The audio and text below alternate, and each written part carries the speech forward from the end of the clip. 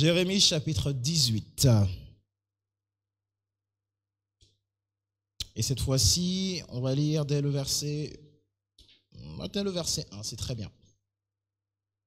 Mais ce qui va nous intéresser, c'est un verset un peu plus tôt. La parole qui fut adressée à Jérémie de la part de l'Éternel en ces mots. Lève-toi et descends dans la maison du potier. Là, je te ferai entendre mes paroles. Je descendis dans la maison du potier, et voici, il travaillait sur une tour. Le vase qu'il faisait ne réussit pas, comme il arrive à l'argile dans la maison du potier. Il refit un autre vase tel qu'il trouva bon de le faire. Je relis le verset 3 qui nous intéresse. Je descendis dans la maison du potier, et voici, il travaillait sur une tour. Le vase qu'il faisait ne réussit pas, comme il arrive à l'argile dans la main du potier. J'aimerais qu'on relise cette partie à partir de la deuxième partie du verset qui dit « Comme le vase », 1, 2, 3, le vase qu'il faisait ne réussit pas, comme il arrive à l'argile dans la main du potier. Alléluia. J'aimerais que tu dises à quelqu'un ce matin, la prière qui transforme le vase. J'aimerais que tu dises à quelqu'un, la prière qui transforme le vase. Alors je te spoil, on va parler de prière, on va parler de vase et on va parler de 2-3 choses qui peuvent avoir l'air différentes, mais j'aurais besoin de ton attention. Et ça ne va pas aller à l'encontre du tout de la grâce de Dieu, mais je veux qu'on comprenne certains aspects de la nature de Dieu. Amen. La parole nous dit ici dans ce verset quelque chose qui pourrait être surprenant, quelque chose qui pourrait être étonnant, mais la Bible nous dit que même dans la main du potier comme ça, il arrive quelquefois, que dans la main du potier, le vase que le potier est en train de faire de prime abord ne réussisse pas. Il arrive que le vase qui est dans la main du potier n'ait pas exactement la forme que le potier veut qu'il ait. C'est-à-dire que le potier a une intention de produire, de créer un vase, mais ce vase finit par ne pas être exactement comme le potier l'a designé ou comme le potier l'a prévu. Alléluia. Et c'est surprenant parce que ça ne remet pas en cause la capacité du potier à être un potier, ça ne remet pas en cause l'aptitude du potier et ça ne remet pas en cause l'attitude du vase qui est toujours créé pour être un vase. Donc le vase reste un vase, le potier reste un potier. La tour continue d'effectuer son travail, mais il arrive que le vase n'ait pas exactement la bonne forme. Est-ce que tu me suis ? Tout comme pareil, il arrive quelquefois dans nos vies que bien que notre vie soit designée avec le Seigneur, on ne voit pas exactement les choses comme elles devraient se faire. Quelquefois, on a prévu certaines choses à certaines dates, on a reçu des promesses de Dieu à un certain moment, c'était censé se passer comme ceci et ça ne se passe pas.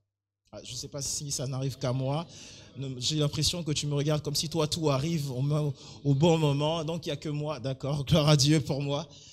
Moi, quelquefois dans ma vie, j'ai l'impression que Dieu est en train de designer des choses et ça n'arrive pas exactement comme c'était censé arriver. Je ne sais pas toi. J'ai l'impression que quelquefois, je dois prier un peu plus.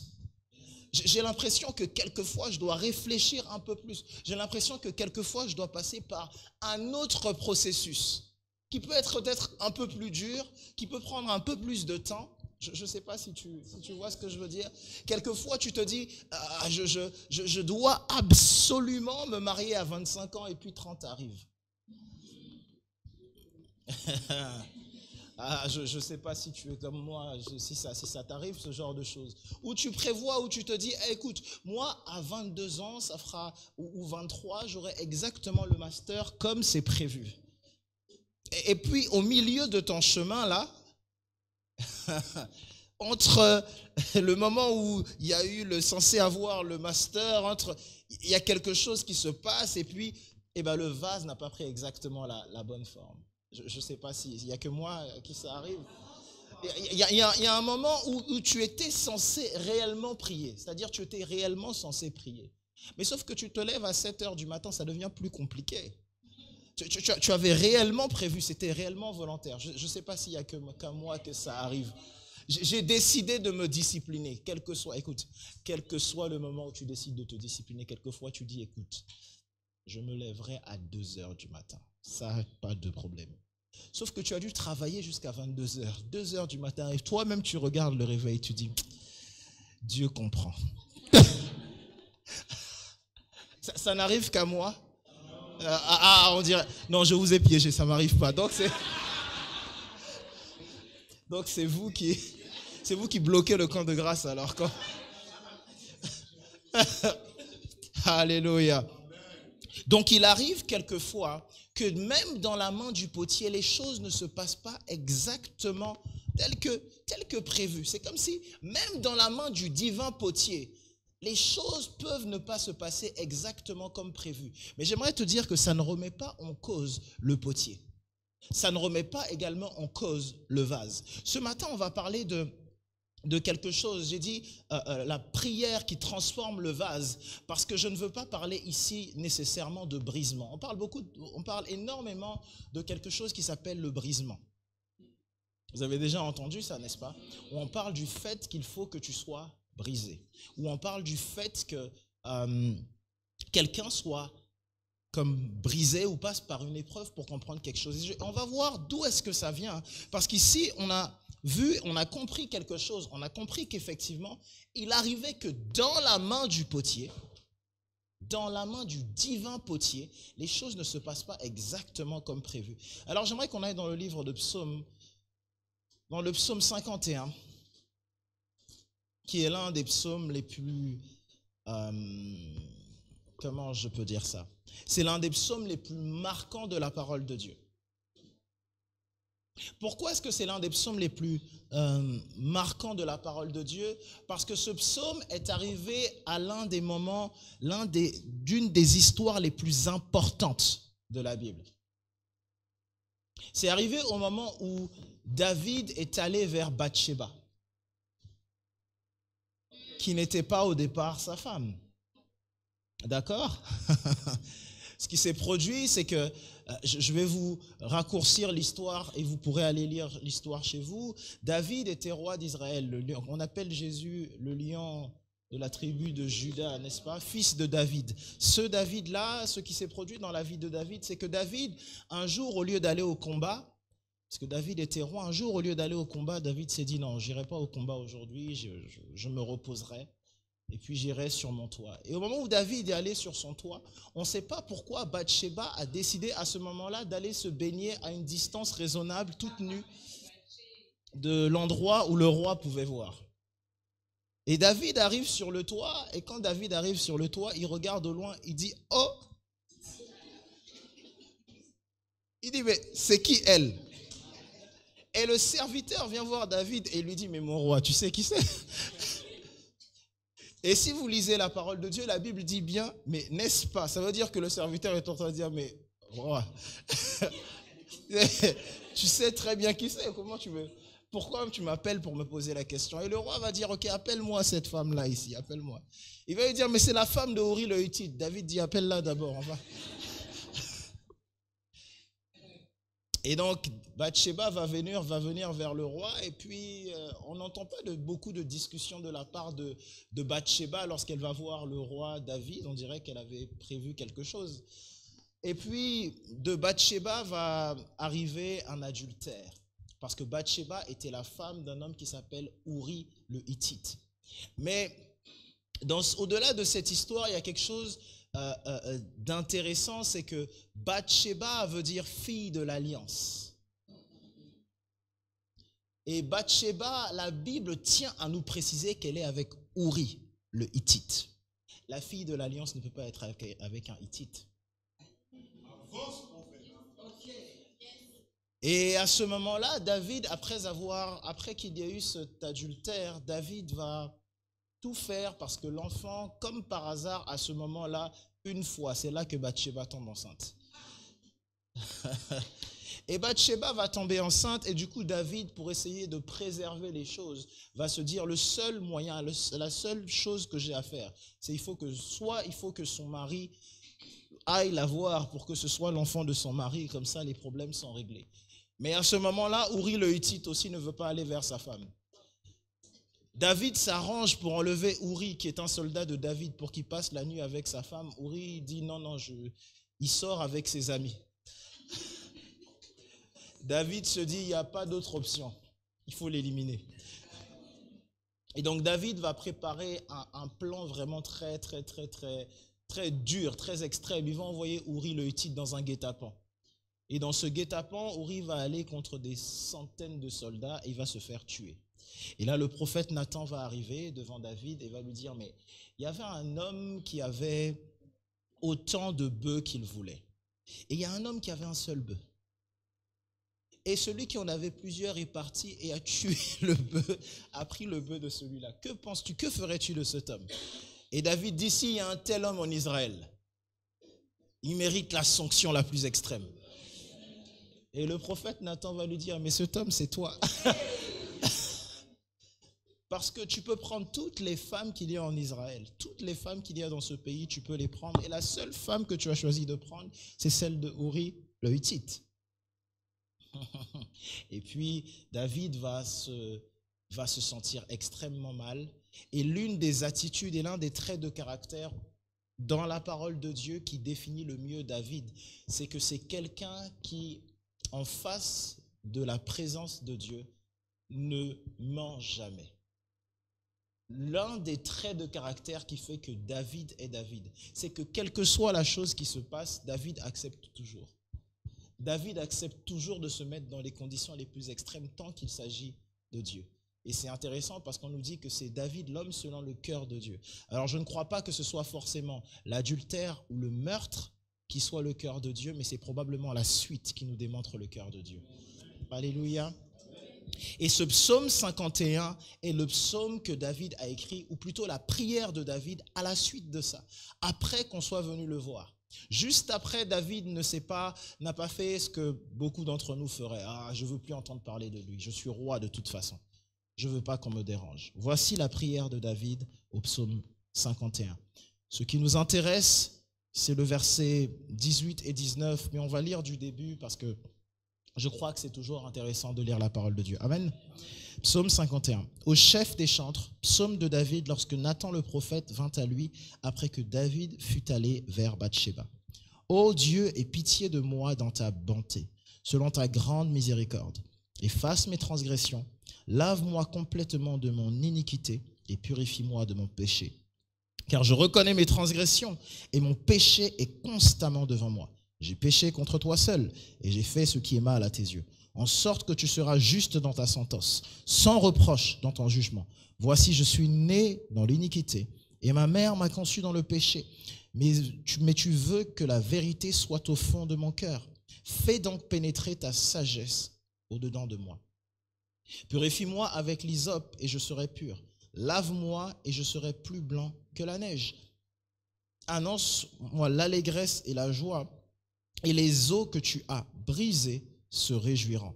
C'est une des premières parties de ce pourquoi on dit briser, d'accord? Et les eaux que tu as brisées se réjouiront. Détourne ton regard de mes péchés, efface toutes mes iniquités. Et l'un des passages les plus célèbres de la chanson que vous connaissez peut-être. Ô Dieu, crée en moi un cœur pur, renouvelle en moi un esprit bien disposé. Ne me rejette pas loin de ta face, ne me retire pas ton Esprit Saint. Rends-moi la joie de ton salut et qu'un esprit de bonne volonté me soutienne. Alors j'enseignerai tes voies à ceux qui les transgressent et les pécheurs reviendront à toi. Avant qu'on passe à la suite, c'est toujours très intéressant ici parce que j'ai souvent lu ce psaume. C'est un psaume auquel je reviens très souvent. Je reviens très souvent au psaume 51 parce que je trouve qu'il y a des choses très intéressantes. Et quand je reviens au psaume 51, il y a quelque chose qui me marque souvent, c'est le fait que au milieu de son péché, au milieu de son iniquité, au milieu de sa faute, dans ce moment le plus bas, David a dit, ma plus grande faute et ma plus grande difficulté, c'est ça qui va servir à enseigner les autres à ne pas faire comme moi. Il va dire, fais tout ce que tu as fait, renouvelle en moi cet esprit et j'enseignerai aux autres afin qu'ils ne transgressent plus. Amen. Maintenant le verset 16. Ô Dieu, Dieu de mon salut, délivre-moi du sang versé et ma langue célébrera ta miséricorde. Ô Seigneur, ouvre mes lèvres et ma bouche publiera ta louange. Si tu eusses voulu de sacrifices, je t'en aurais offert, mais tu ne prends point plaisir aux holocaustes. Les sacrifices qui sont agréables à Dieu, c'est un esprit brisé. Ô Dieu, tu ne dédaignes pas un cœur brisé et contrit. J'aimerais qu'on relise le verset 19 tous ensemble. 1, 2, 3. Les sacrifices qui sont agréables à Dieu, c'est un esprit brisé. Ô Dieu, tu ne dédaignes pas au cœur brisé et contrit. Un cœur brisé et un cœur contrit. De par expérience, il y a quelque chose que j'ai remarqué qui nous rapproche de la parole et de la présence de Dieu. C'est généralement lorsque nous avons le cœur brisé, malheureusement. Malheureusement, les saisons de joie, quelquefois, dans certains cas, nous repoussent de la présence de Dieu. Les saisons d'abondance et les saisons de prospérité, quelquefois, nous satisfont et font qu'on s'éloigne de Dieu, malheureusement. Et voilà pourquoi est-ce que la Bible va même dire dans la bouche de l'Ecclésiaste, va plus dans la maison de deuil que dans la maison de fête. La Bible va nous encourager. Quand tu entends le deuil, il faut que tu sois le premier à y aller. Et qui est pressé d'aller dans les maisons de deuil en réalité? Je ne sais pas si vous êtes comme moi, mais moi encore plus en tant que pasteur. Déjà en tant que chrétien, c'est difficile. Mais en tant que pasteur, c'est encore plus difficile d'apporter quelquefois des condoléances ou de soutenir quelqu'un dans une maison de deuil. C'est tellement difficile. Voilà pourquoi quelquefois je préfère plus écouter et dire quelques mots plutôt que de parler et d'exhorter et d'enseigner, parce que des fois il y a des douleurs que tu es incapable de penser, il y a des douleurs que Dieu seul est capable de toucher. Alléluia. Et voilà pourquoi la Bible va nous encourager à aller quelquefois là où le cœur est le plus brisé. Parce que quand le cœur va être brisé, c'est là que quelquefois je vais me rapprocher le plus de Dieu. Et certains d'entre nous, je suis convaincu que si ce n'était pas des fois dans des moments où nous devions être brisés, ou du moins où nous étions dans la grande difficulté, est-ce qu'on serait aussi proche de Dieu? Il y a des saisons comme ça, hein, où des fois ce qui te rapproche de Dieu, malheureusement, je ne crois pas que ce soit la volonté de Dieu, mais malheureusement, quelquefois, ce qui va te rapprocher de Dieu, c'est le fait que tu regardes à gauche, à droite et que tu dises, oh, ici, il n'y a personne qui peut m'aider, je n'ai plus aucun soutien, je n'ai plus aucun endroit où aller, et donc la seule personne qui peut m'aider ici, c'est Jésus. Et je me dis, j'ai entendu parler de lui quelque part, et donc je me dois de faire appel à lui à un moment. Je ne sais pas si quelqu'un me suit. Et voilà pourquoi j'ai parlé premièrement de ce vase que le potier n'a pas brisé. Dans le livre de Jérémie, la parole nous dit qu'il arrive quelquefois au vase, pendant que le vase est en train d'être fait. Il arrive quelquefois au vase de ne pas avoir pris la bonne forme. Mais attention, le potier ne brise pas le vase. Un vase qui est brisé, c'est un vase qui est fini. Et tu n'es pas encore fini. Un vase qui est brisé, c'est un vase qui est fini. Tu es encore dans la main du potier, c'est qu'il y a encore du travail. Amen. Si tu es encore avec nous ici, c'est que ce n'est pas la fin. C'est que ton cas n'est pas fini, tu n'as pas encore fini ta course. Si tu n'as pas encore fini ta course, c'est que tu es en phase de transformation. Et je préfère la transformation au brisement. Parce que ce n'est pas le physique ou ce qu'il y a à l'extérieur qui est brisé, mais c'est le cœur qui est brisé. Et le cœur qui est brisé peut être transformé. Tu comprends? J'ai dit le cœur qui est brisé, lui peut être transformé. Alors je ne sais pas, aujourd'hui on parle beaucoup de tout ce qui est stress, dépression, tout ce genre de choses, les excès. Et c'est vrai, et quand on voit, il suffit de regarder le journal pour voir, pour comprendre que des fois, ça ne se passe pas très très bien. Il y a un moment où je vous avoue que il y a à peu près, ça m'arrive de temps en temps, mais il y a à peu près il y a 2-3 ans de cela, j'ai fini même à un moment par m'abonner à une page qui donnait des bonnes nouvelles. C'est-à-dire que sur mon profil, je me suis dit, j'ai besoin de bonnes nouvelles. Il y a une page qui s'appelait, je crois, Good News ou Bonnes Nouvelles, où ils disent juste des bonnes nouvelles. Parce que quand tu mets, je vous assure que quelquefois, quand je décide de mettre le journal, quand je décide de mettre une chaîne d'information, de regarder des informations des fois sur ma tablette ou quelque chose, je dis, ok, je vais regarder des informations. Tu as l'impression, oh mon Dieu, guerre là-bas, famine ici, inondation par là, destruction par-ci, enfants morts par-ci, nouvelles maladies par-ci, empoisonnement dans les gâteaux. Vous avez vu cette saison où il y a eu les pizzas empoisonnées, les chocolats empoisonnés, les bonbons empoisonnés. Tu finis par te dire, mais attends, mais finalement, qu'est-ce qu'on doit manger? Parce que tu te dis, mais attends, mais au moins la guerre, c'est pas ici d'abord, c'est encore de l'autre côté. Et puis tu regardes, même ce que tu vas manger, tu te dis, mais il y a encore la guerre dans la nourriture. Et donc, quelquefois, tu es obligé de regarder aux bonnes nouvelles, aux bonnes nouvelles. Mais quand on ne regarde pas assez de bonnes nouvelles, on finit par avoir un esprit qui est brisé. Parce que des fois, dans ta vie, tu regardes ta vie et tu as l'impression que rien ne va et tu es déprimé. J'aimerais te dire que c'est la meilleure position que tu as pour aller vers Dieu. Je répète, c'est le meilleur endroit et c'est le meilleur moment pour aller vers Dieu.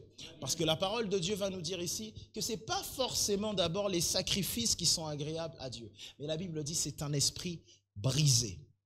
Parce que Dieu ne dédaigne pas un esprit brisé et un esprit contrit. Ça veut dire un esprit qui va être à chaque fois dans la quête de Dieu. Maintenant, j'aimerais te dire que tu n'es pas obligé de rentrer dans le malheur, mais je te le dirai à la fin, n'est-ce pas? Pour l'instant, je vais rester sur ça. Mais tu n'es pas obligé de rentrer dans du malheur pour chercher vers Dieu. Quelqu'un va me dire, ah, si Dieu est là pour le chercher, il faut être malade ou souffrir ou pleurer. Ce n'est pas uniquement là qu'on recherche Dieu. Dis à ton voisin, on ne recherche pas Dieu uniquement quand on est malade ou quand on souffre. Alléluia. Dis à ton voisin, on ne recherche pas Dieu uniquement quand on est malade ou qu'on souffre. J'aimerais te montrer quelque chose dans le livre de Samuel. 1 Samuel.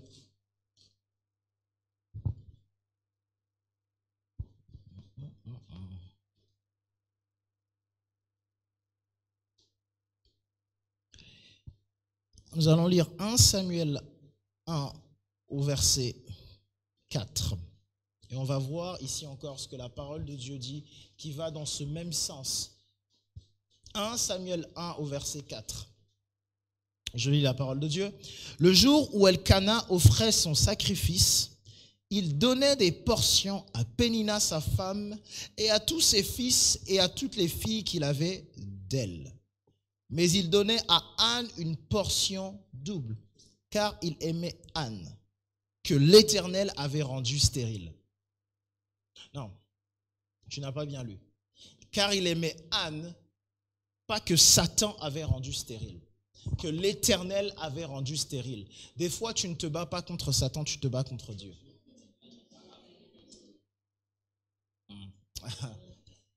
J'ai dit, des fois, tu n'es pas en train de lutter contre Satan, des fois, tu es en train de lutter contre Dieu, ou plutôt avec Dieu. Quelquefois, Dieu veut te faire lutter dans quelque chose, mais ça fait aussi partie de la vie de Dieu. Et la Bible nous dit ici que Anne avait une coépouse. Anne avait une coépouse et cette coépouse s'appelait Pénina.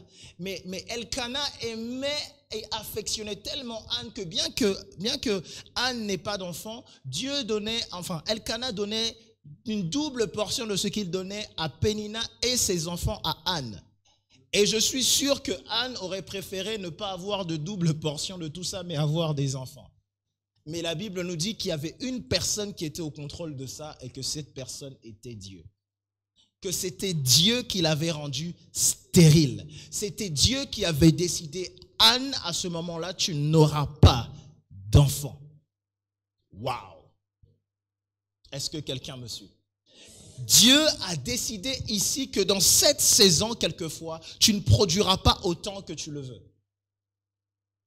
Est-ce que quelqu'un me suit?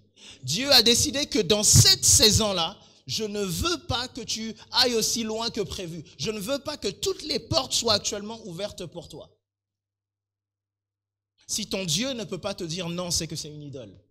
Non, je répète ça parce qu'il y a quelqu'un qui n'a pas. Si Dieu est incapable de te dire non, c'est que c'est une idole.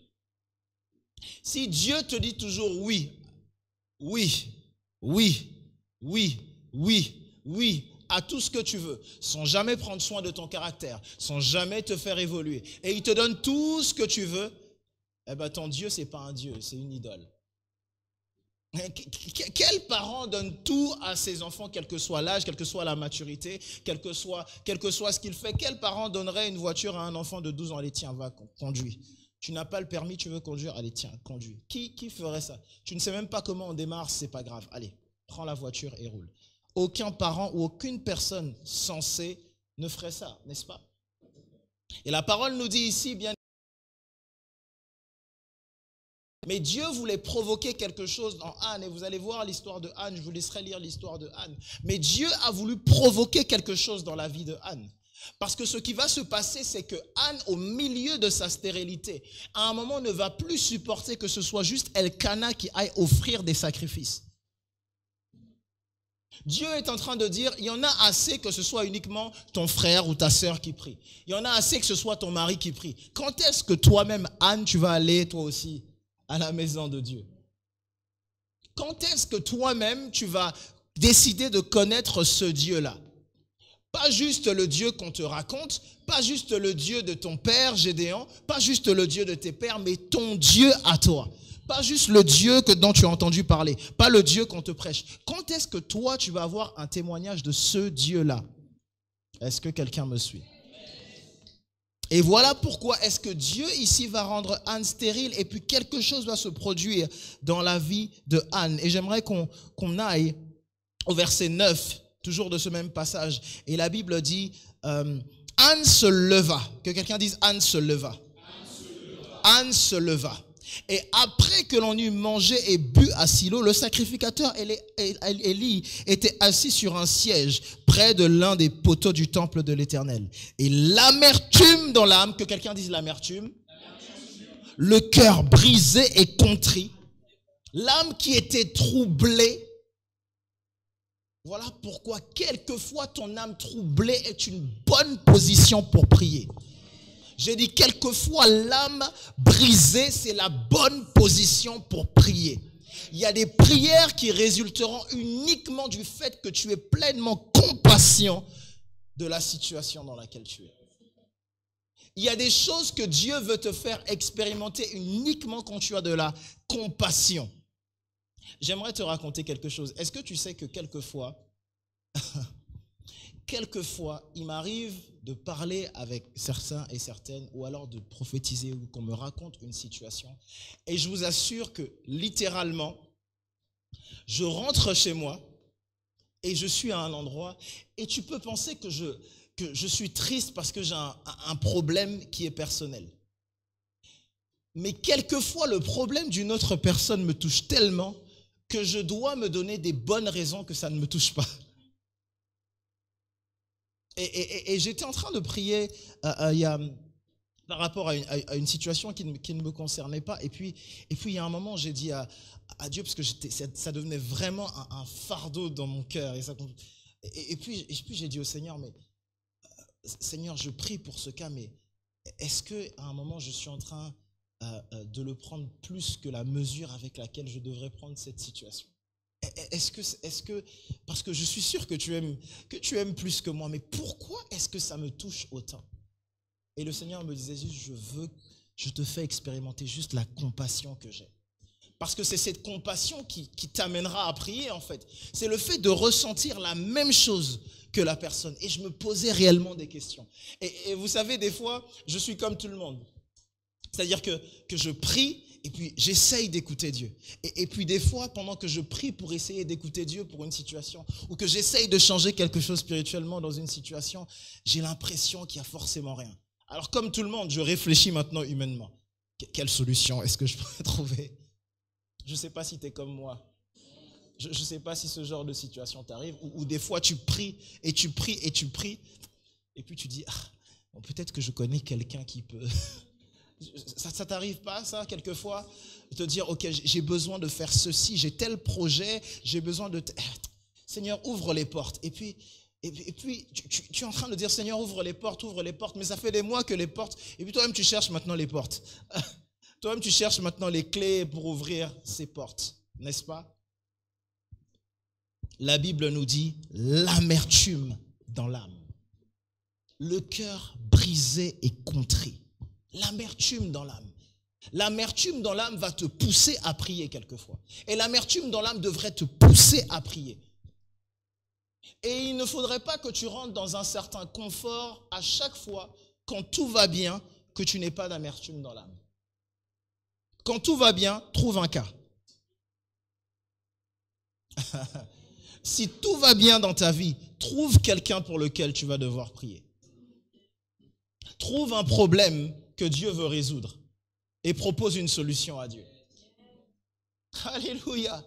Parce que l'amertume dans l'âme, il semble que l'amertume dans l'âme, ou le cœur brisé, ou le cœur contrit, c'est ce qui t'amène plus loin avec le Seigneur. Voilà pourquoi la Bible dit Jésus ému de compassion. Car Jésus était ému de compassion pour ce peuple. Et il disait, mais c'est un peuple qui est comme, c'est un peuple sans berger. Et donc Jésus, poussé par la compassion, il y a des miracles qui étaient poussés par la compassion de Jésus. Et la compassion à l'intérieur de Jésus, c'était quelque chose qui venait de l'intérieur de lui-même. Quelque chose qui venait de ses tripes, de ses propres tripes, et de regarder le peuple et se dire, mais ils ont réellement besoin d'un berger. Ils ont réellement besoin d'être nourris. Amen. Lisons le verset 10. Et l'amertume dans l'âme, elle pria l'Éternel et versa des pleurs. Que quelqu'un dise, elle pria l'Éternel et versa des pleurs. Quelquefois, comment je peux dire ça? Quelquefois, lorsque je regarde certaines choses se produire ou certaines choses se passer, je me dis qu'on ne pleure pas assez. Et des fois, je me dis qu'on est peut-être beaucoup trop loin. On est devenu beaucoup trop cartésien. On est devenu beaucoup trop cartésien et on est devenu beaucoup trop insensible, quelquefois, à ce que Dieu fait. Et quelquefois, c'est par nos pleurs que nous nous adressons à Dieu. Voilà pourquoi la parole dit, tu recueilles nos larmes dans une gourde. Quitte à pleurer, pleure au moins en prière. Si la situation est difficile et que tu es touché, trouve un moyen pendant que tu pleures d'invoquer Dieu. Pas des larmes parce que Igor t'a quitté. Pas ce genre de larmes. Non, des vraies larmes à l'intérieur, des vraies larmes parce que ton cœur est brisé. Si c'est Igor qui te fait pleurer, c'est pas grave. Invoque au moins Dieu pendant ce temps. Trouve au moins une bonne occasion d'invoquer Dieu. Que ce soit au moins une bonne occasion. Et la Bible dit ici que Anne pleura. Elle pria et elle pleura. Pendant qu'elle était brisée dans son cœur, pendant que son cœur était brisé, elle pria et elle pleura. Elle pria et elle pleura. C'est quand la dernière fois que tu as réellement prié et que tu as senti que ton âme était réellement touché par ça. Ton âme, c'est-à-dire que aller au plus profond des ressources de ton âme et d'aller dans la profondeur de ton âme et de prier. Ne laisse pas à chaque fois les situations de vie ne plus te laisser. Ne te laisse pas mettre mis dans un coin où tu n'as plus le choix que de prier. Tu comprends? Ne laisse pas Dieu te rendre stérile pour que tu puisses prier. J'ai dit, ne laisse pas Dieu te rendre stérile pour que tu puisses. Ne te laisse pas être dans une situation où tu n'as plus d'abondance et où tu n'as plus le choix. C'est-à-dire que la vie ne te laisse plus d'options. Tu ne peux te tourner que vers Dieu. D'accord, gloire à Dieu pour ça. Mais je préfère me tourner vers Dieu pendant que je suis dans l'abondance aussi, n'est-ce pas? N'est-ce pas? Je préfère me tourner vers Dieu pendant que tout va bien et dire gloire à Dieu. Sauf que quelquefois, quand tout va bien, on ne dit pas gloire à Dieu, on dit gloire à moi. Quand tout va bien, je ne dis plus forcément gloire à Dieu.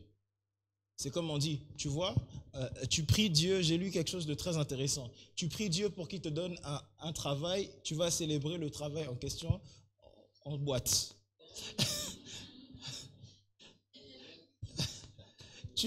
Tu vois comment tu es? Tu vois ton caractère?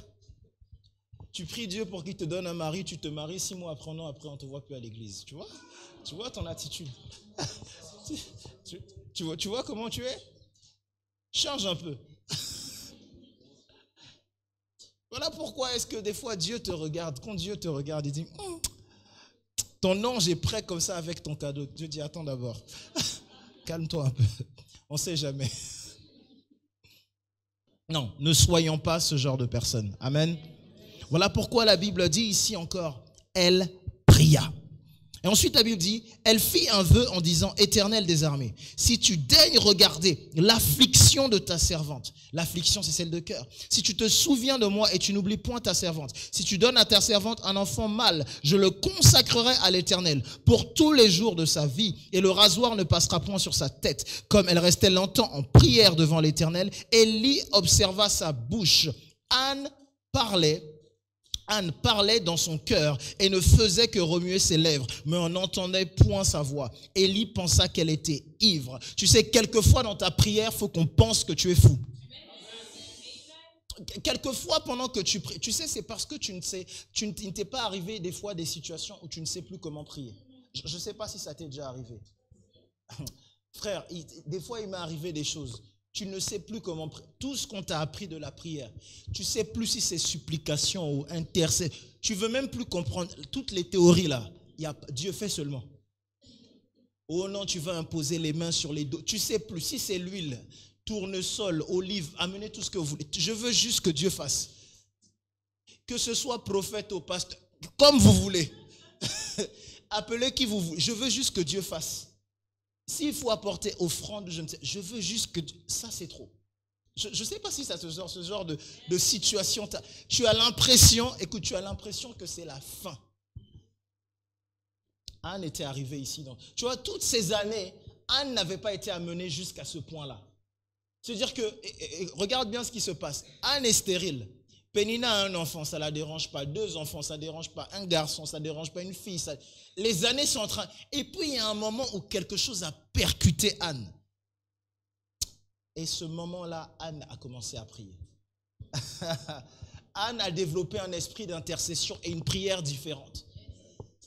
Et tu as vu ici, ce n'était pas forcément beaucoup de bruit. C'était peut-être pas beaucoup de langues. Ce n'était pas beaucoup de cris peut-être. Mais il y a quelque chose dans la prière de Anne qui a bouleversé quelque chose. C'était la sincérité de ce cœur brisé. Dieu est touché par la sincérité qu'un cœur brisé a. Que quelquefois, un cœur qui est dans l'abondance ou qui reçoit la bénédiction n'a pas. Quelquefois, pendant qu'on a reçu la bénédiction ou l'abondance de Dieu, pendant que tout va bien, quelquefois, ça nous arrive. Quand tout va bien, on ne prend pas assez soin de nous dire « Ah, peut-être que Dieu nous a donné des parents, c'est bien. »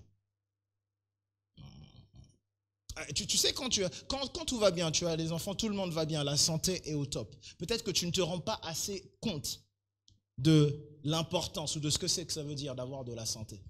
Tu vois, donc du coup, quand tu dis « Merci Seigneur pour la vie », c'est une phrase qui passe comme ça. Parce que la santé, tu l'as actuellement, tu n'as pas de douleur qui t'affecte tout de suite. Tu vois, quand tu dis « Seigneur, merci pour ce repas », c'est parce que tu n'es pas dans la faim que tu peux aller et choisir. Que ton merci pour le repas est un merci léger. Demande à celui qui n'a pas. Demande à celui qui n'a pas comment est-ce que ce merci pour le repas. Celui qui a un repas par jour. Demande-lui ce merci pour ce seul repas par jour. À quoi est-ce que ça ressemble? Vous voyez, quelquefois, on néglige les choses qui peuvent être simples. Alléluia.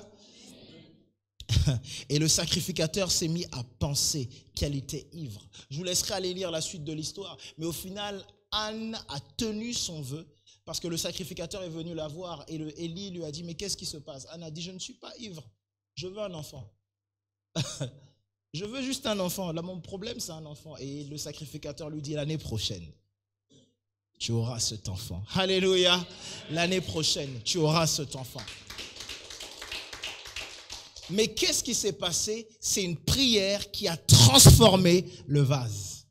La prière a transformé le vase qui était stérile en un vase qui était productif. Alléluia. La prière a transformé ce vase. J'aimerais juste pendant quelques instants qu'on puisse juste prier. Et qu'on puisse dire, Seigneur, transforme-moi. Transforme-moi, Seigneur. Les promesses qui sont à moi, Seigneur, je veux être en mesure de les voir. Oui, Seigneur, nous élevons la voix, Seigneur, ce matin, afin que les promesses qui sont les nôtres, nous puissions les voir. Je prie pour un frère, je prie pour une sœur, Seigneur, afin que les promesses qui sont les siennes, ils puissent les voir, elles puissent les voir, Seigneur. Je prie, ô Père, que nous ne puissions pas juste accepter la fatalité des situations, mais que nous puissions savoir que lorsque nous prions, il y a un Dieu qui répond. Nous puissions savoir qu'il y a un Dieu qui exauce les prières de ses enfants. Parce que ta parole déclare, avant même qu'il n'ait fini de parler, j'exaucerai. Avant même qu'il n'ait fini de dire ce qu'ils ont à dire, je répondrai à leurs prières. Alors Père, nous venons devant toi, pleinement avec l'assurance, ô Père, que toi tu es capable, ô Seigneur. S'il y en a bien un qui est capable, c'est toi, Père. S'il y en a bien un Dieu qui est vivant, c'est toi, Seigneur. Et tu prends plaisir au cœur brisé, au cœur contrit, Seigneur. Voilà pourquoi est-ce que nous viendrons devant toi. Nous viendrons devant toi, Papa. Tu es notre secours, tu es notre forteresse, tu es notre refuge, tu es notre haut lieu éternel. Tu es, vers celui vers lequel nous nous tournons. Nous n'avons d'autre Dieu que toi. Toi le Dieu d'Abraham, d'Isaac, de Jacob. Toi le Dieu de cette maison. Toi le Dieu d'Israël, ô Père. Celui qui nous a créés, celui qui nous a formés, celui qui a des projets de paix, de prospérité et de bonheur pour chacun, pour chacune d'entre nous. Ramatele kataya mandere, sokarababa shantayamande. J'aimerais que tu pries, j'aimerais que tu pries là où tu es. J'aimerais que tu pries là où tu es, s'il te plaît. Koramadaya korababa sata, ramatele korababa sata, kerobaba sata yamande, kirobabushe katalamande, kerapto la casa parababa sete, rekotayabade rekobaba sata. Oh, hallelujah, hallelujah, hallelujah. Alléluia, merci Seigneur, merci Seigneur, merci Seigneur, merci Seigneur. Tu vois ici, il y a quelque chose de fort dans le fait qu'on puisse prier au milieu de certaines situations. J'aimerais qu'on aille dans le livre de Genèse, au chapitre 25. Genèse, chapitre 25.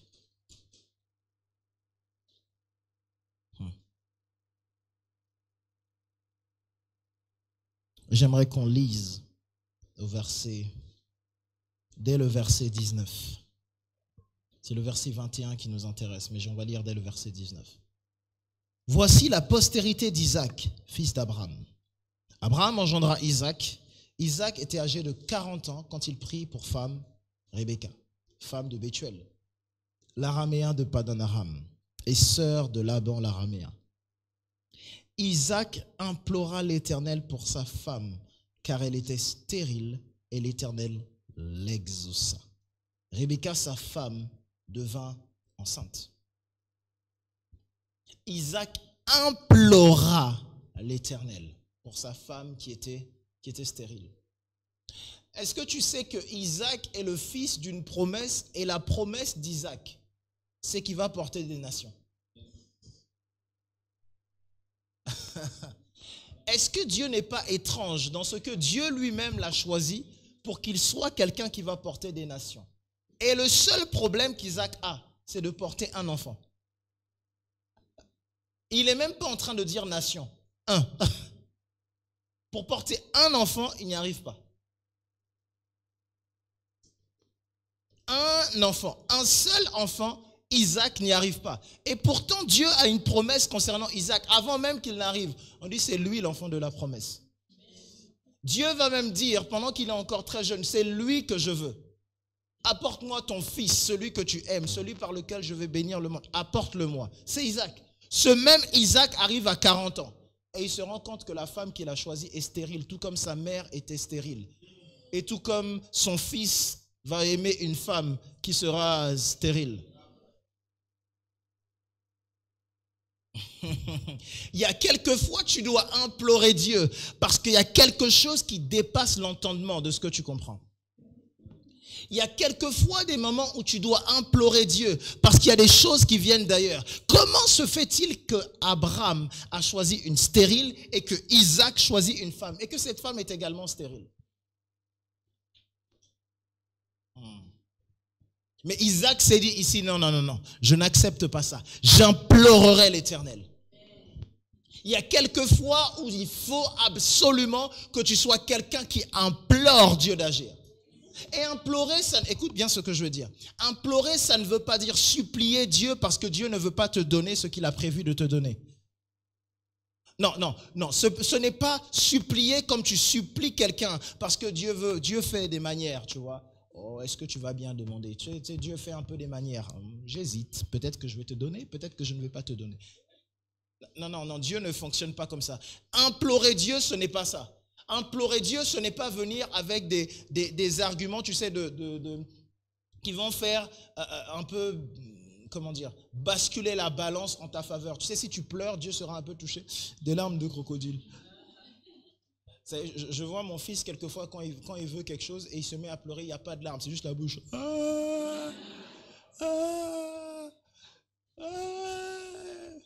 J'ai même vu un autre bébé très récemment, un autre enfant à peu près du même âge, qui pendant qu'il pleurait, il pleurait comme ça.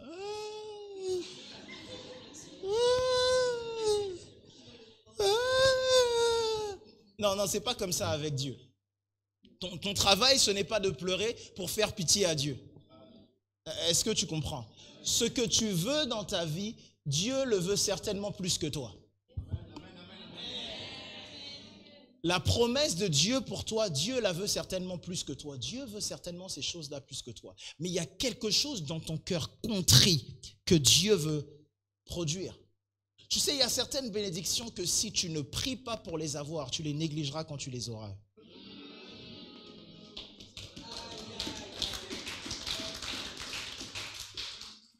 Il y a certaines choses pour lesquelles tu te dois de prier parce que Dieu anticipe et te préserve de l'orgueil déjà.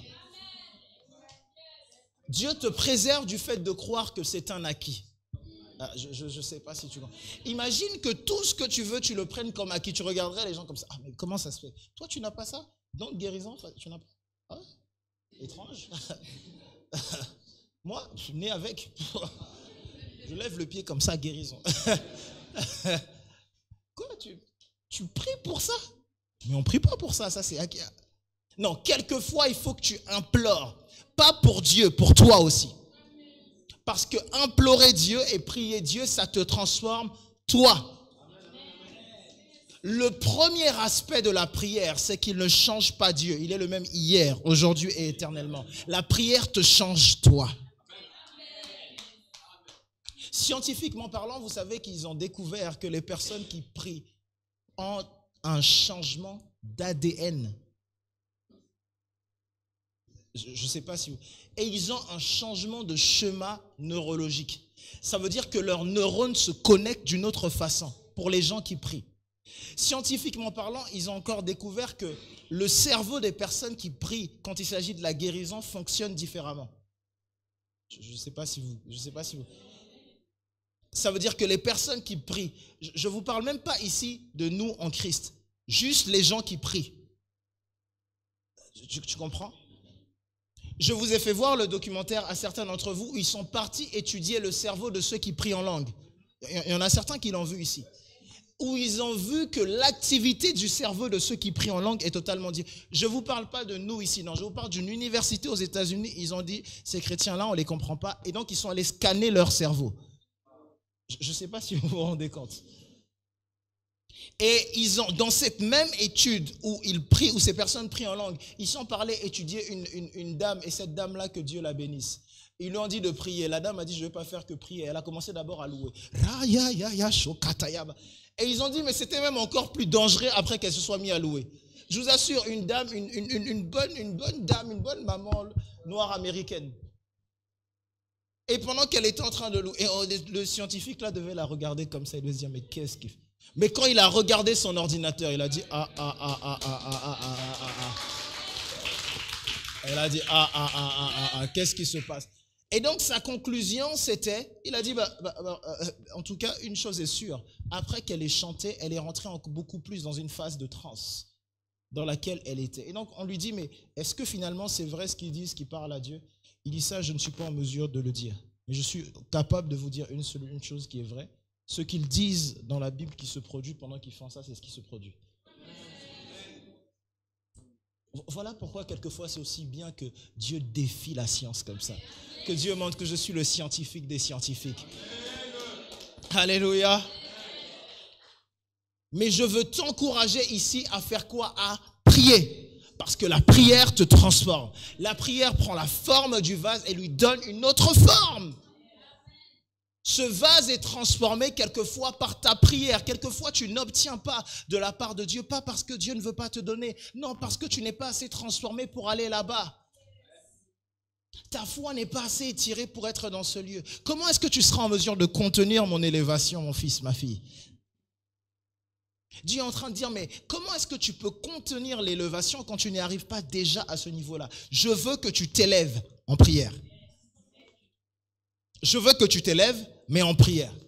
Comment est-ce que je peux t'élever et te faire grandir dans le ministère quand tu ne pries pas déjà au niveau dans lequel tu es? Je veux que tu t'élèves en prière. Tu n'as déjà pas de compassion pour ceux qui sont à côté de toi. Tu auras de la compassion uniquement pour ceux quand tu serviras? Non, je veux que tu aies de la compassion maintenant. Je veux que tu pries maintenant. Je veux que tu trouves des sujets de prière maintenant. Je veux que tu implores maintenant. Implore des fois. Écoute, quelqu'un te partage un sujet, tu implores comme si c'était pour toi. Tu implores Dieu, mais Seigneur, tu ne peux pas permettre que ça se passe dans sa vie de cette façon. Tu implores Dieu, écoute, tu te mets à la place de la personne et tu dis, waouh! Seigneur, fais-moi ressentir ce que tu ressens. Seigneur, fais-moi voir ce que tu vois. Seigneur, fais-moi ressentir ce que tu ressens pour cette personne. Fais-moi ressentir. La parole de Dieu déclare que, regardez quelque chose d'intéressant, la Bible dit, c'est par ces meurtrissures qu'ils ont été guéris, n'est-ce pas? C'est par ces meurtrissures qu'ils ont été guéris, car il a pris les fautes dans son corps, dans son propre corps.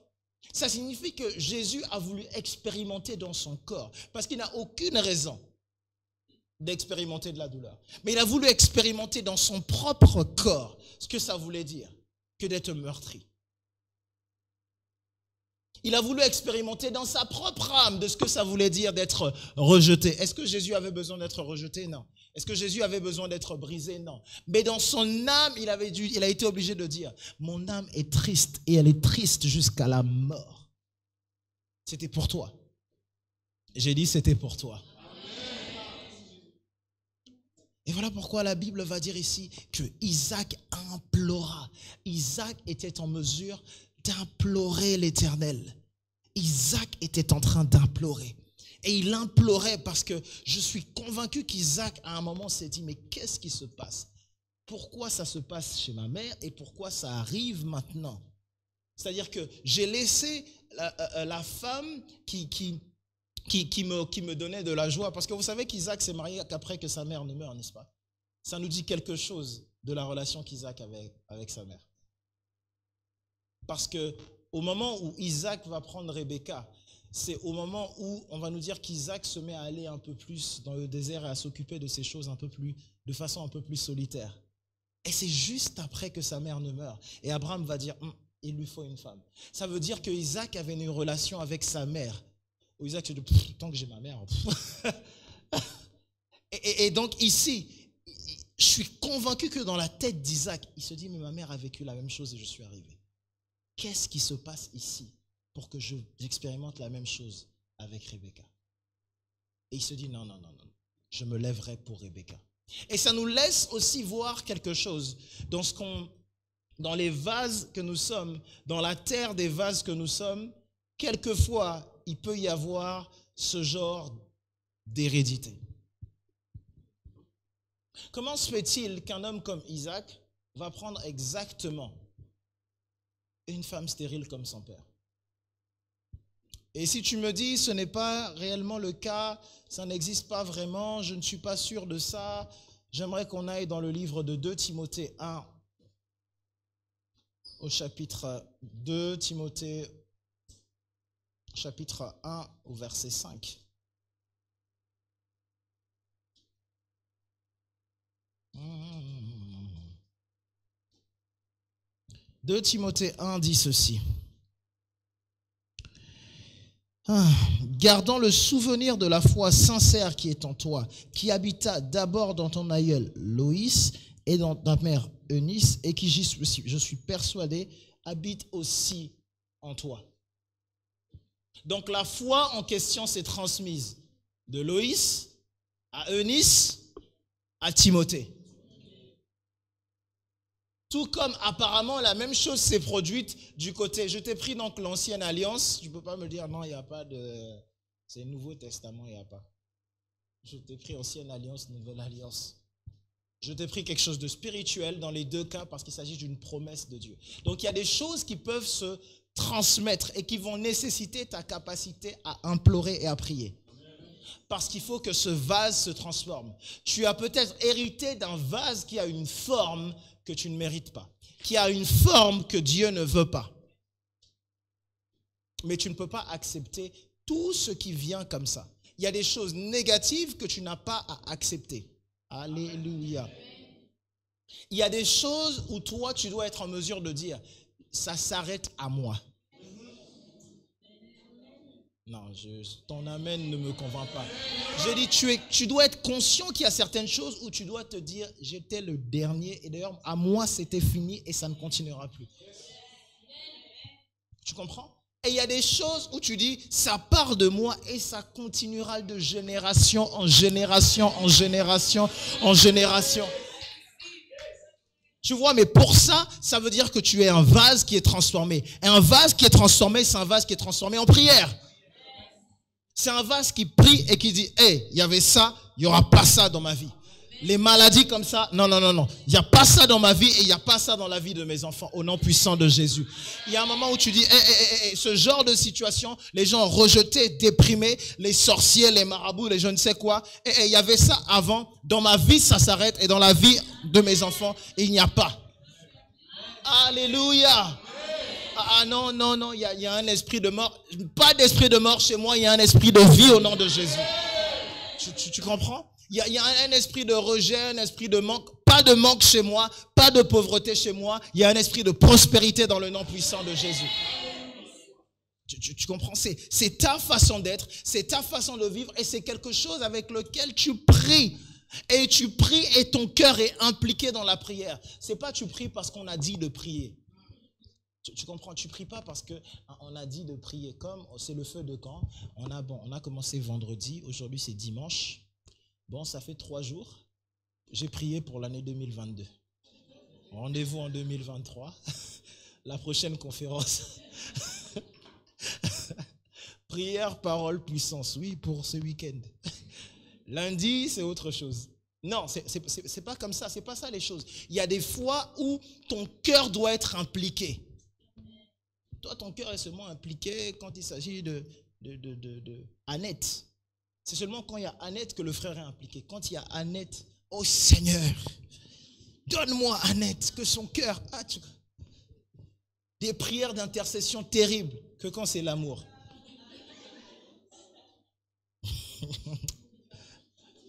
Votre seule intercession... Vous savez pourquoi? Je suis convaincu qu'il y a des fois, les gens se marient et les gens sont déçus.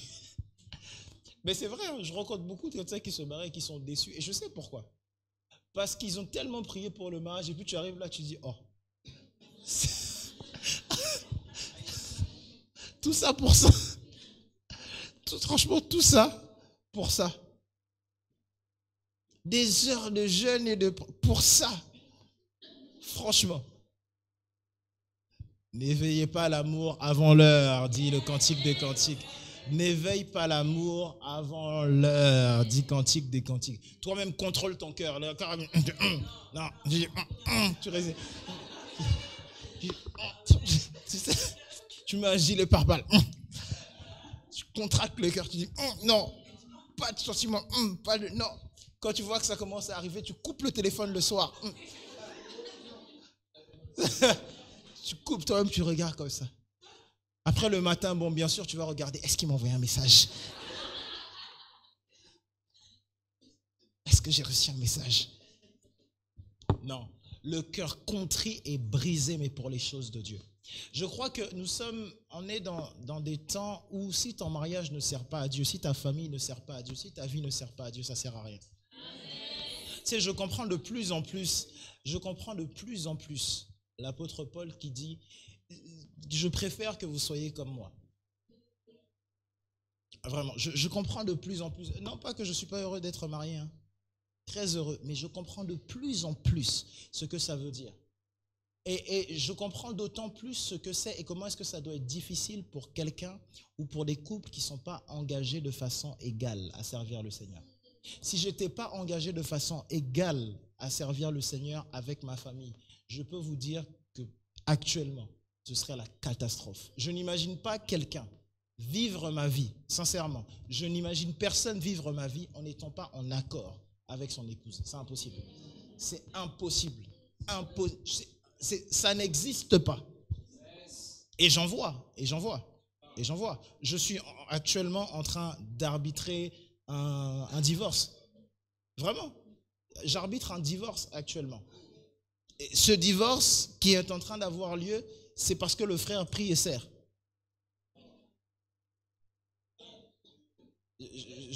Littéralement. Je ne sais pas si... C'est-à-dire que, je ne vous parle pas d'une fille qui n'est pas chrétienne, c'est-à-dire qu'elle s'est mariée, elle s'est dit non, c'est un chrétien. Quand elle s'est mariée, quand elle est rentrée là-bas, elle s'est dit, Ferry, on va à l'église. Et elle s'est rendue compte que le gars, dimanche matin, il faut se lever. Elle dit, moi, j'allais 1 heure avant lui, 2 heures avant, il doit être à l'église. La sœur a dit, ça ne marche pas. Vraiment, ce que je vous dis, ça a été, et je vous parle de ça, c'est pas 2 ans de mariage. Et chrétiens qui vont à l'église comme assis, alléluia, oui, je veux un homme qui sert. Ah bon? tu es sûr? Ah bon?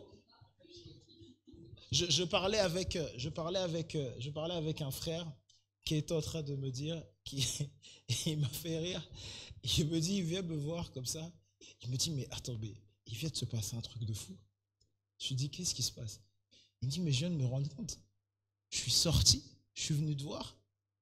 Et ma femme, elle m'a dit à demain.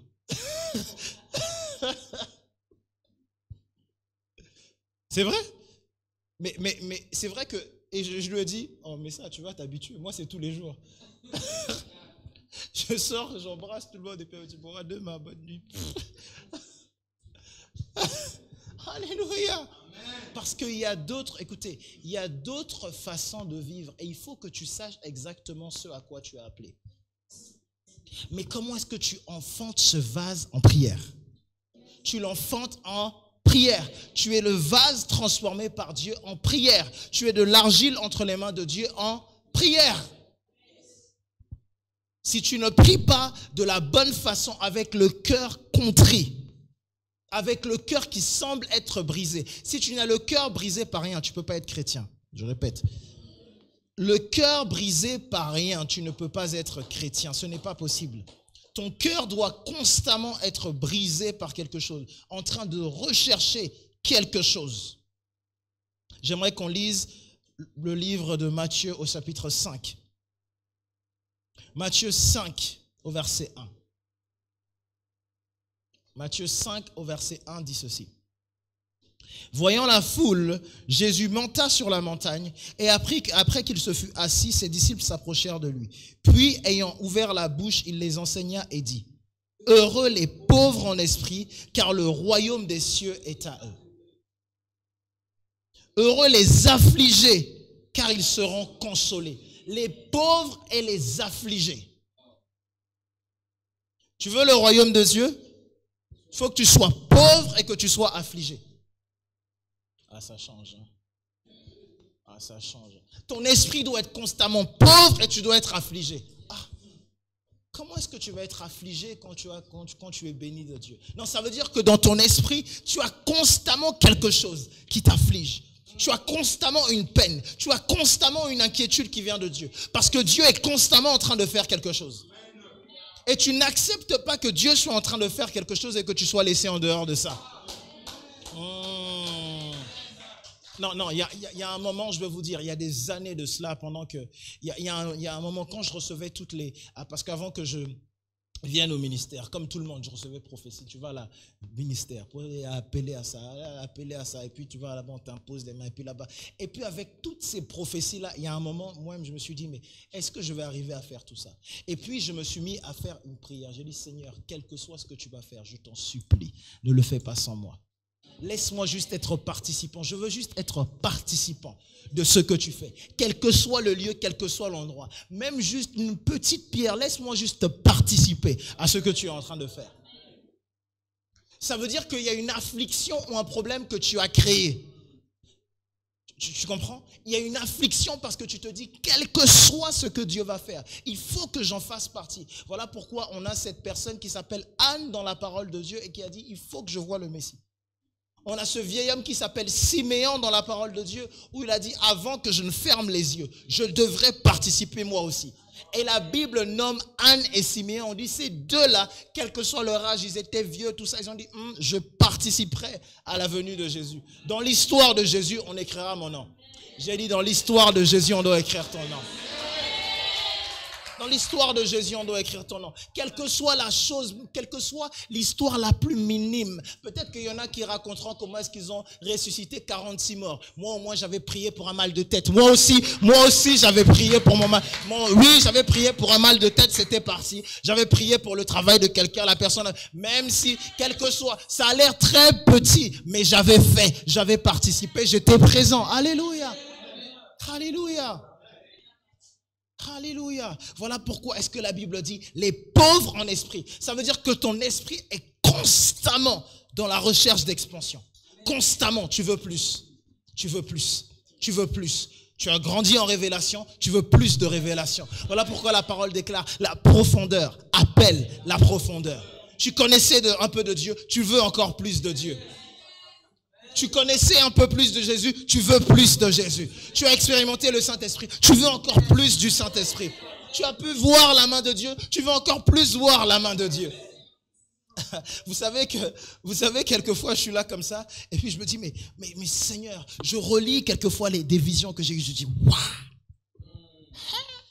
Avant que la conférence, avant qu'on démarre ce feu de camp, je suis parti, et pour m'encourager moi-même, je suis parti relire certaines choses que j'avais écrites. Et puis, en relisant certaines de ces choses, au début, je me disais, mais je ne me souviens pas de ça. Et puis, en lisant, je me dis, ah oui, je me souviens de comment est-ce que c'était. Et puis, je me dis, ah, Seigneur, je veux encore. Dans quoi, ces jours-là, c'est passé? Non, Seigneur, je veux encore. Je veux encore, Seigneur. Pourquoi est-ce que je dois dire non, c'était hier? Non, Seigneur, je veux encore. Chaque jour, je me sens pauvre. J'ai dit, chaque jour, je me sens pauvre. Écoute, chaque jour, je me dis, est-ce que c'était vrai? Écoute, je ne vis pas sur la parole d'hier. Je ne vis pas aujourd'hui sur la parole d'hier. Je ne vis pas sur une prédication qui a été effectuée hier. Non, j'ai bien prêché hier. Jamais! Le royaume de Dieu va de gloire en gloire. Jamais, ce n'est pas possible. Je ne peux pas me dire que hier c'était bien. Non, hier j'avais prophétisé, c'était pas mal. Hier le culte était bien. Non, aujourd'hui je veux prier encore plus, encore mieux. Non, aujourd'hui il y avait la présence de Dieu. Non, ça doit être encore mieux. Je dois expérimenter. Je suis toujours pauvre. Tu comprends? Je veux toujours être pauvre en esprit parce que Jésus a dit heureux les pauvres en esprit. Je veux être heureux.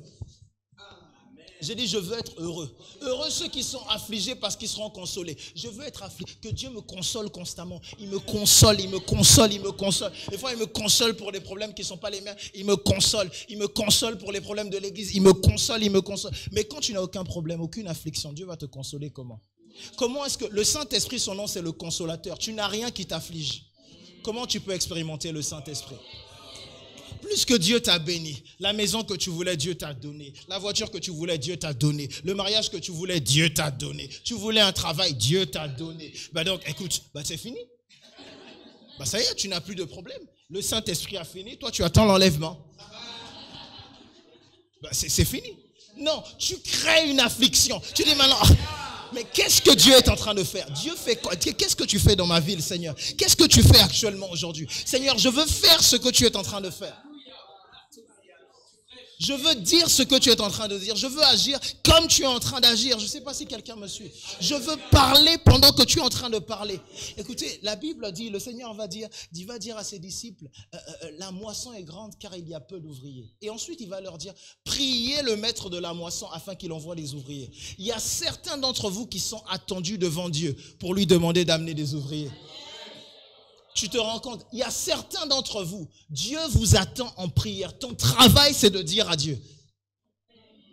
Écoute, des fois, le camp de grâce, ici, c'est on attend ta prière. Des fois, moi, j'attends ta prière ici. Tu n'es pas en train de prier. Des fois, je dépends de ta prière. Je dis, quelquefois, j'ai peut-être besoin de ta prière, mais tu ne pries pas. Pourquoi tu ne pries pas? Je dis, on veut grimper en onction et on a besoin de ta prière. Dis à ton voisin, on a besoin de ta prière. On a besoin de ta prière. On a besoin de ta prière. Tu n'es pas assez affligé. Quelquefois, tu regardes comme ça, tu dis, mais il faut aussi des résurrections ici.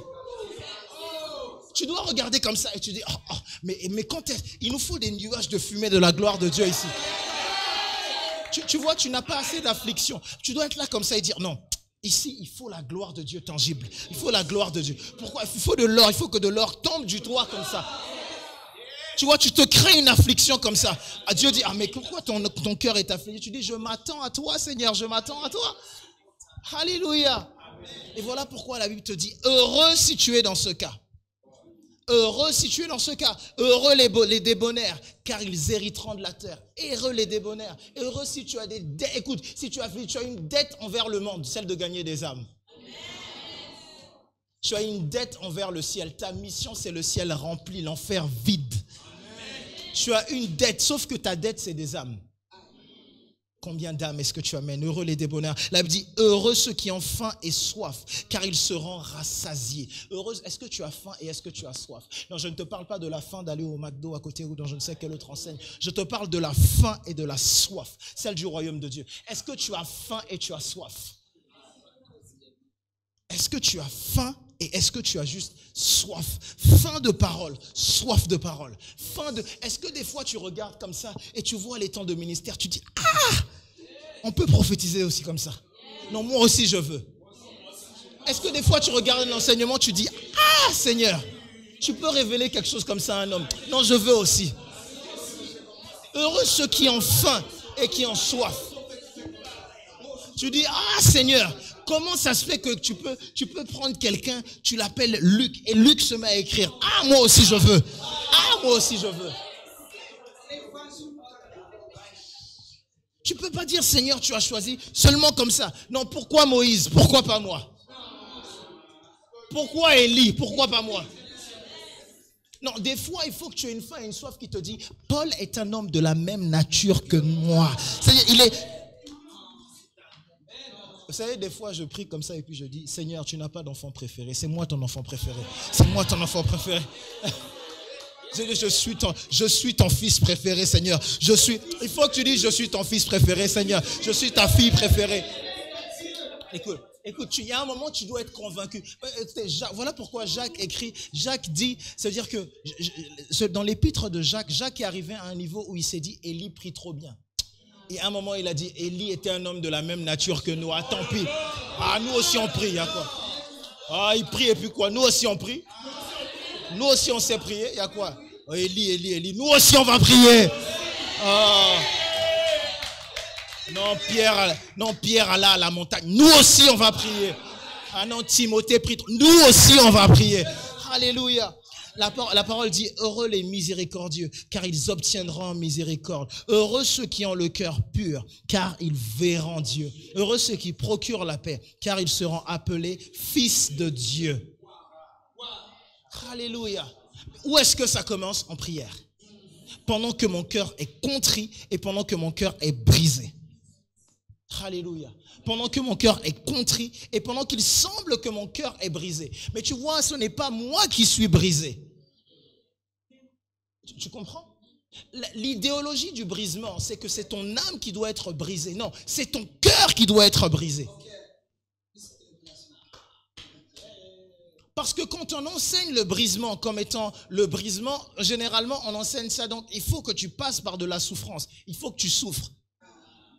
Il faut absolument que tu souffres pour que tu puisses réellement expérimenter Dieu. Non, tu es en charge de ça. Je crois que tu expérimentes Dieu comme ça à partir du moment où tu refuses que ton cœur soit brisé. Mais cet enseignement, c'est pour te dire, toi-même, brise ton cœur. Accepte d'être affligé dans ton cœur. Accepte d'avoir des problèmes qui ne te regardent peut-être pas directement. Accepte de prier pour quelqu'un comme si c'était toi-même. Accepte d'avoir un problème qui regarde Dieu. Accepte d'avoir un problème qui concerne Dieu, qui concerne la nation. Accepte de regarder la France dans laquelle tu es comme étant un problème sur le cœur de Dieu. Qu'est-ce que Dieu veut pour ce pays? Et je vais prier pour ce pays comme si c'était Dieu qui voulait quelque chose pour ce pays. Comment est-ce que je prierai? Alléluia. Alléluia. On va juste regarder une dernière chose avant de terminer. J'aimerais qu'on aille dans le livre de Job. Job au chapitre 38.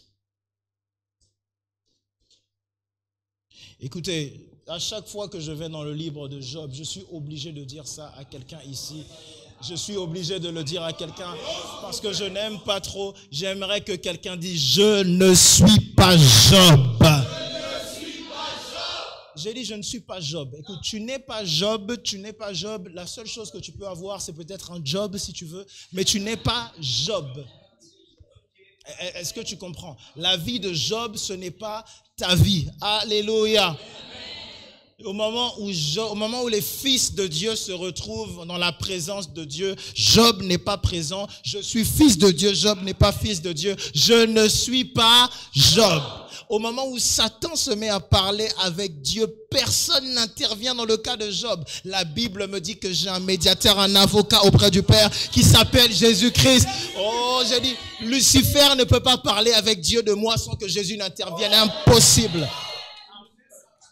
Impossible, je ne suis pas Job. Donc ce n'est pas mon cas, ce n'est pas mon cas. Tu sais, je me suis mis à lire ce livre de façon beaucoup plus apaisée, de façon différente.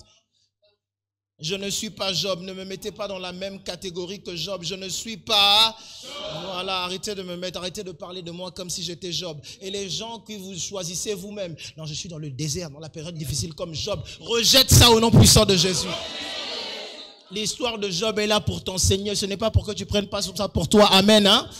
Ah, voilà, parce que des fois, tu aimes te mettre dans des situations bizarres. Donc, peut-être c'est Lucifer qui a parlé avec Dieu pour te tester. Dieu a besoin de tester quelqu'un, il a testé Jésus. Il ne me teste pas. Ah, ouais. Écoute, Dieu a eu le temps de tester de Adam jusqu'à Jean-Baptiste. Il a testé. Il a déjà vu, j'échoue. Donc, il aille tester Jésus. Moi, je suis dans Jésus. Je me cache dans Jésus. Je me cache dans Jésus. Non, je vais aller tester. On ne teste pas Yann. Yann échoue déjà. Le seul moment où il réussit, c'est dans Jésus. Dans Jésus. Dans Jésus. Quel Dieu va dire, tu as vu mon serviteur. Quand il dit, tu as vu mon serviteur, il dit, tu as vu mon serviteur Jésus. Yann est dedans. Ah, tu as vu mon serviteur. Si je dois aller là-bas et qu'on va dire non, Dieu va peser les œuvres de Yann pour voir s'il est juste. Mais je suis fini. Dieu va peser Yann pour voir si Yann peut être saint pour rentrer, va aller voir. Mais c'est fini. Dieu va te peser toi. Et il va voir ton cœur pour voir si toi.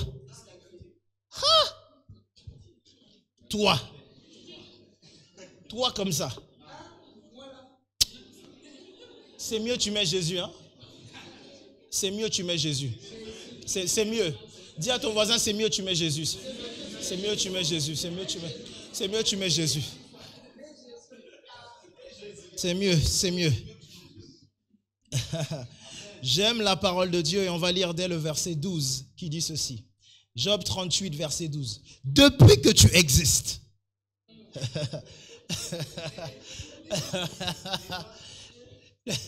Depuis que tu existes, as-tu commandé au matin? As-tu montré à sa place l'aurore pour qu'elle saisisse les extrémités de la terre? Des questions bizarres. Tu vois, ça, c'est Dieu a commencé à poser la question à Job quand il a commencé à être Job. Donc, tu n'es pas Job. Parce que tu ne veux pas que Dieu te pose ce genre de questions, n'est-ce pas? Tu ne veux pas. Parce que Dieu peut te poser des questions qui sont compliquées. Tu vas répondre quoi ici? Bon, comment tu vas lui dire? Bon, l'aurore était là-bas et puis j'ai déplacé. Tu vas dire quoi? Écoute, la terre se transforme comme l'argile reçoit une empreinte et qu'elle soit parée comme d'un vêtement. Non, je ne sais pas si tu lis. On va relire ça parce qu'il est impératif que tu comprennes ça.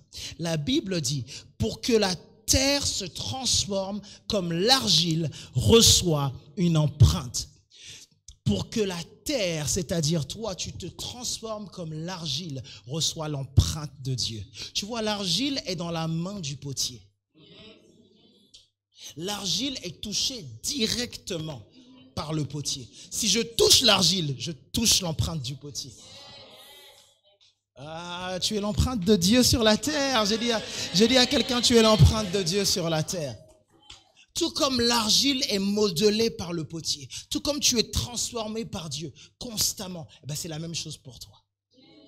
Tu comprends? Il y a des choses que tu es capable d'expérimenter uniquement quand tu acceptes pleinement d'être transformé par Dieu. Voilà pourquoi tu es transformé. Tu apportes le cœur brisé et tu te laisses transformer. Tu te laisses transformer. Et je t'encourage, en tout cas aujourd'hui, cet après-midi, on va voir autre chose, mais je t'encourage en cette matinée à te laisser transformer par Dieu.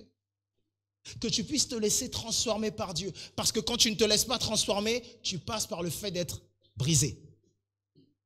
Si tu n'es pas transformé, tu seras brisé.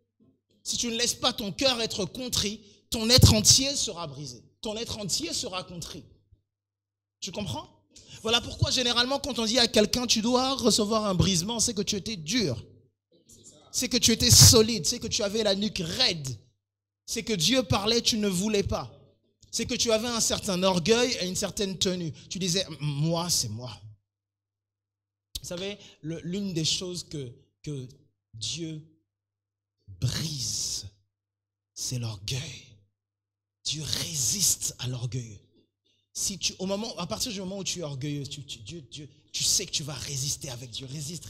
Tu sais que tu vas aller dans une résistance avec Dieu. Tu vas résister avec Dieu. Tu comprends? Et voilà pourquoi est-ce que c'est l'une des choses que Dieu va briser en premier, ton ego. Dieu va travailler ça jusqu'à ce... C'est-à-dire que quand tu penses que tu es, et beaucoup de fois, et très souvent, on pense qu'on est quelqu'un ou quelque chose. Et voilà pourquoi est-ce que j'ai dit la dernière fois, Moïse a passé 40 ans à penser qu'il était quelqu'un. Il a passé 40 ans à comprendre qu'il était personne. Et enfin, il a passé 40 ans à comprendre ce que Dieu pouvait faire avec quelqu'un qui n'était personne. Ça a pris 40 ans à Moïse pour que Dieu lui dise, tu n'es personne.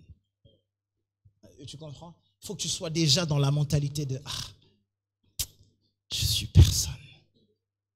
Tu vois, ton ego, tout ce qu'il y a de l'ego charnel, tu vois, tout ce qu'il y a de ton ego. Moi, je suis intelligent. Oh, je peux faire. Oh, je peux m'en sortir par moi-même. Je n'ai besoin de personne. J'arrive à tout faire. Comment est-ce qu'on peut me parler? Comment est-ce qu'on peut faire? Et Dieu va te dire, Tu vois, des fois, la vie va te faire passer par des choses, tu vas dire, tu pensais que...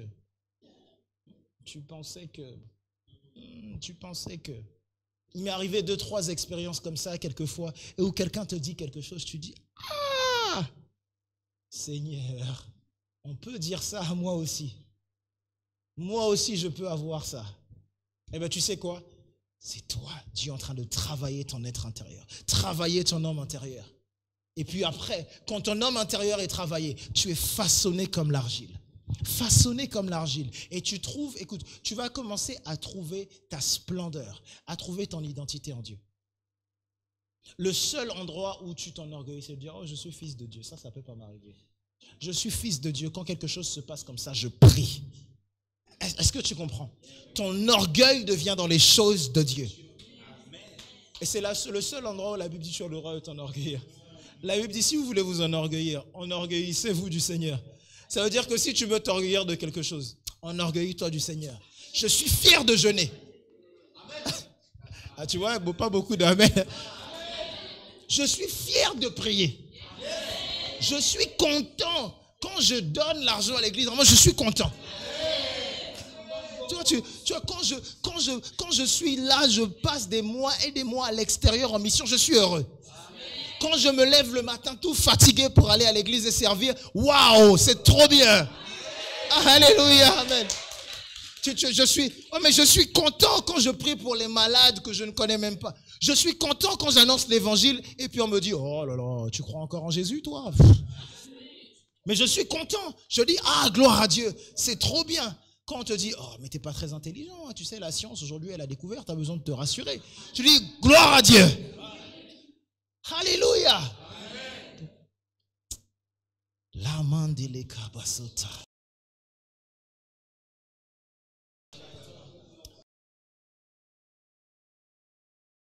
À